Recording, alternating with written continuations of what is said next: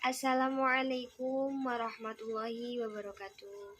Dengan saya Ayu Walidatul Ummah, NPM 21010130002, kelas E yang akan mempresentasikan PPT MK Ulumul Quran saya yang berjudul dengan metode penafsiran Al-Quran. Mari kita simak berikut. Metode penafsiran Al-Quran yaitu berarti suatu cara yang teratur dan terpikir baik-baik untuk mencapai pemahaman yang tentang apa yang dimaksudkan Allah di dalam ayat-ayat Al-Quran yang diturunkan kepada Nabi Muhammad SAW. Jadi dengan metode tafsir ini kita akan tahu bagaimana tafsirnya Al-Quran itu bagaimana, seperti itu. Di dalam metode tafsir itu banyak macam-macam metode. Macam-macam metode penafsiran Al-Quran. Yang pertama, metode tafsir analisis. Metode tafsir analisis itu apa? Metode tafsir analisis sebuah metode yang berupaya menjelaskan kandungan ayat-ayat Al-Quran sebagaimana yang telah tercantum dalam mushaf. Nah, dalam metode analisis pun juga ada bagian-bagian terinci, yaitu ada beberapa metode analisis tafsir, yaitu 1. Tafsir bil al-mathur atau periwayatan.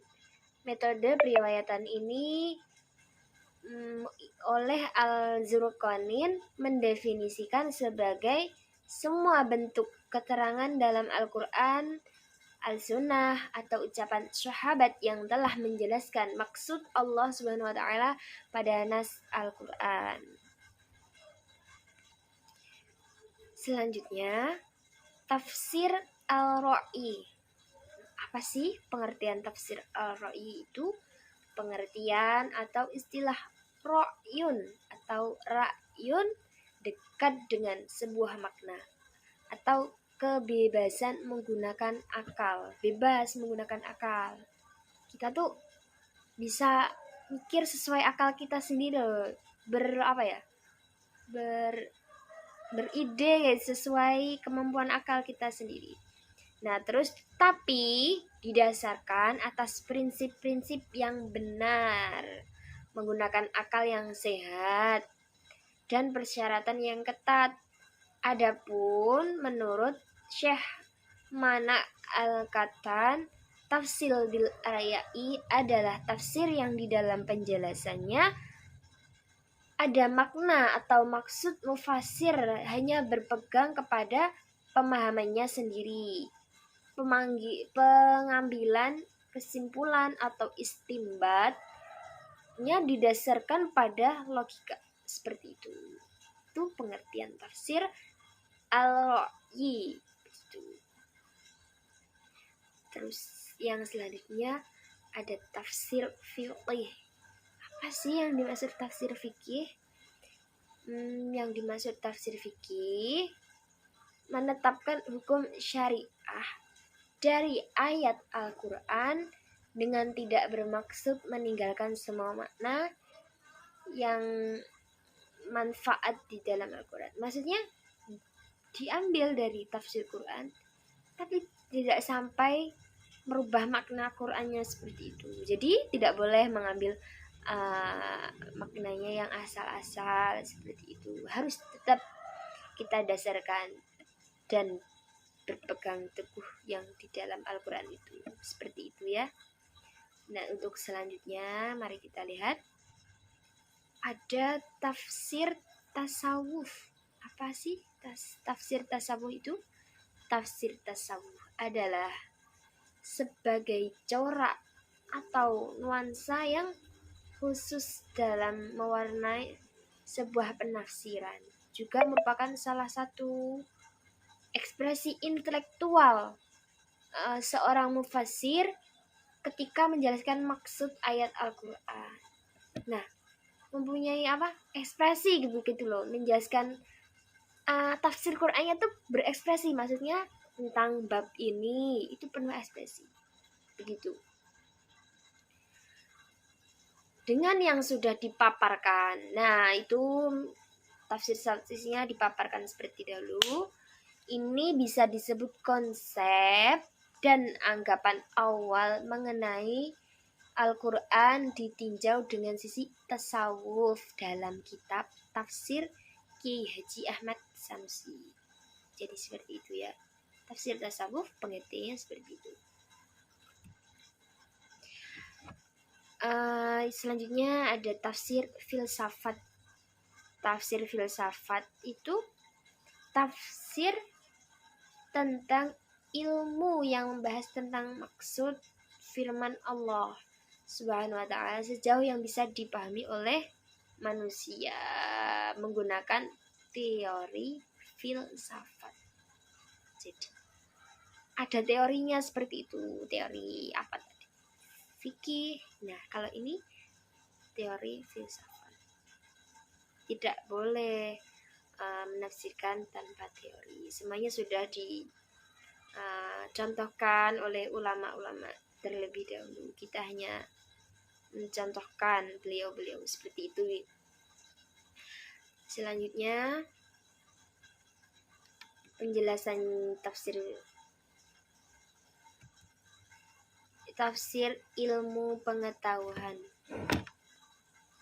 Ada lagi tafsir ilmu pengetahuan.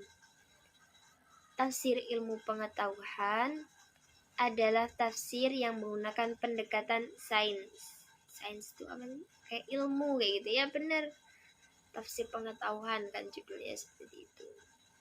Yaitu pendekatan yang digunakan untuk memahami ayat-ayat Al-Quran lewat perspektif sains atau ilmu pengetahuan.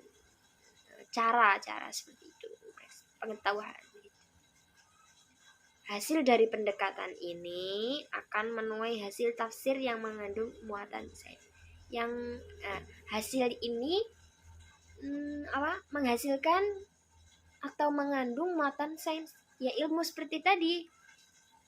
Kan banyak-banyak kan tadi sudah dijelaskan. Nah, yang model ini itu akan mengandung muatan sains. Kita lanjutkan ke slide berikutnya. Metode tafsir global. Apa metode tafsir global? Bahasa lain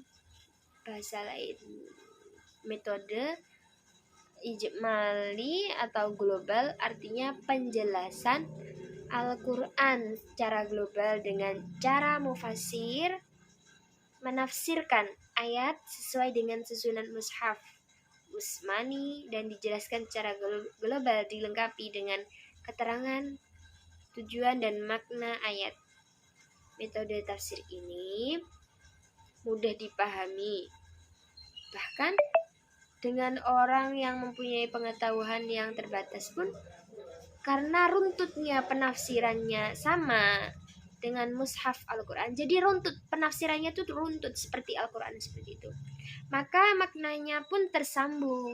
Maknanya saling sambung sinambung seperti itu. Tidak rancu. Jadi seperti itu.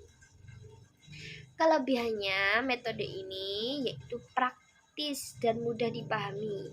Bebas dari penafsiran Israiliyat, akrab dengan bahasa Al-Quran.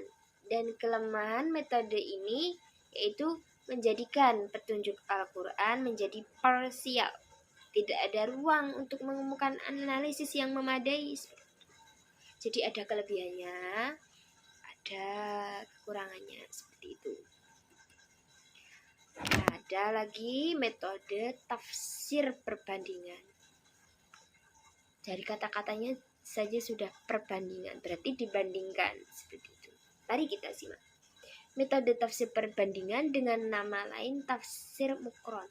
Jadi mempunyai nama lain gitu selain tafsir perbandingan tuh nama lainnya adalah tafsir mukron, yaitu sebuah tafsir yang menjelaskan ayat-ayat Al-Quran sesuai dengan yang sudah ditulis oleh mufassir dengan cara mengumpulkan beberapa ayat. Jadi mufassir itu mengumpulkan beberapa ayat Al-Quran dalam bingkai, sudah dikumpulkan di bingkai dalam pembahasan. Setelah itu mencari pendapat mufassir mengenai ayat. Jadi Jadi terus mencari pendapat seperti itu. Beserta tafsirnya baik pada mufasir klasik atau mufasir modern, baik dengan menggunakan tafsir bil ma'thur atau bil aryai, kemudian dibandingkan dengan metode sumber yang berbeda-beda yang digunakan mufasir tersebut. Dengan seperti itu akan terlihat pendapat yang berpengaruh oleh perbedaan madhab dan siapa yang menjadi pendukung dari madhab tersebut. Nah, ada perbandingannya seperti itu. Madhab tersebut, kelebihannya metode ini yaitu memberikan wawasan yang lebih luas kepada pembaca, membuka pintu untuk selalu bersikap toleran atas pendapat orang. Jadi kita tentu akan toleran kepada orang. Dengan metode tafsir ini sangatlah berguna bagi seorang yang ingin mengetahui berbagai pendapat pada suatu ayat. Sangat berguna metode ini karena akan membahas semua pendapat per ayat, terus pendapat orang berbeda-beda seperti itu. Kan namanya juga metode penafsiran seperti itu ya. Adapun ada kelemahannya juga, tapi metode tafsir ini yaitu metode ini tidak dapat diberikan kepada pemula yang baru belajar tafsir. Metode ini kurang dapat bisa diandalkan untuk menjawab permasalahan sosial yang tumbuh di tengah masyarakat. Kurang cocok kepada orang yang baru belajar tafsir seperti saya seperti ini, kurang cocok metode ini karena baru belajar, belum banyak pengertian seperti itu. Kita lanjutkan ke slide selanjutnya. Ada metode tafsir tematik. Metode tafsir ini sangat penting dikarenakan tafsir tematik bukan hanya sekedar sebuah sistematika saja, melainkan metode untuk menafsirkan Al-Quran. Tafsir tematik dibagi menjadi dua bagian berdasarkan pemikiran ulama Al-Qumi dan Al-Mustafa Muslim, yaitu tafsir Al-Mawaddu'i lil Quran Al-Karim dan Mahabits fi Al-Tafsir Al-Mawaddu'i. Jadi dibagi menjadi dua seperti itu ya.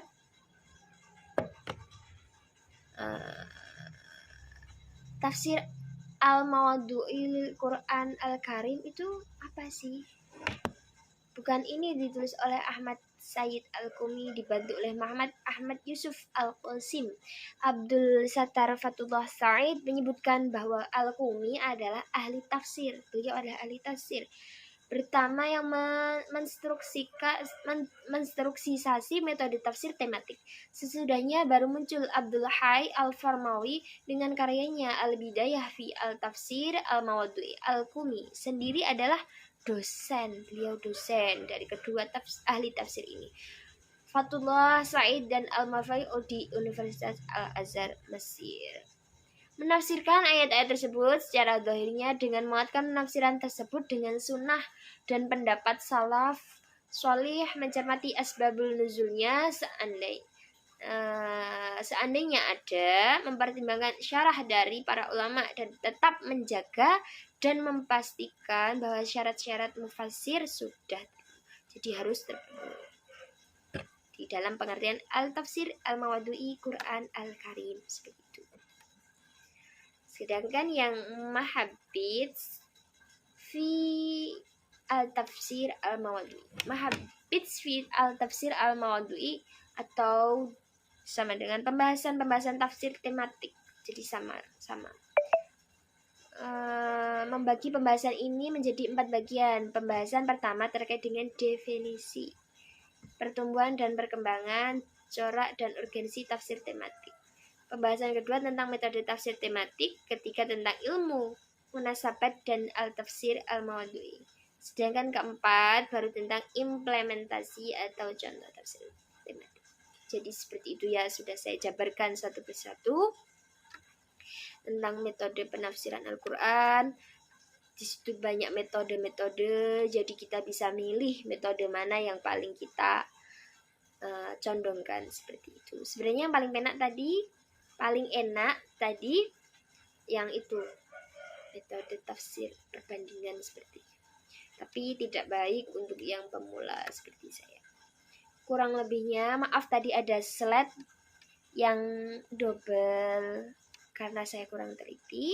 Andai ada yang kurang paham bisa ditanyakan ke saya, nanti saya carikan insyaallah. Kurang lebihnya saya mohon maaf sebesar-besarnya apabila dalam penjelasan ini ada yang salah, jelas ada yang salah, terus kurang jelas. Insyaallah saya masih belajar lagi. Saya akhiri. Wassalamualaikum warahmatullahi wabarakatuh.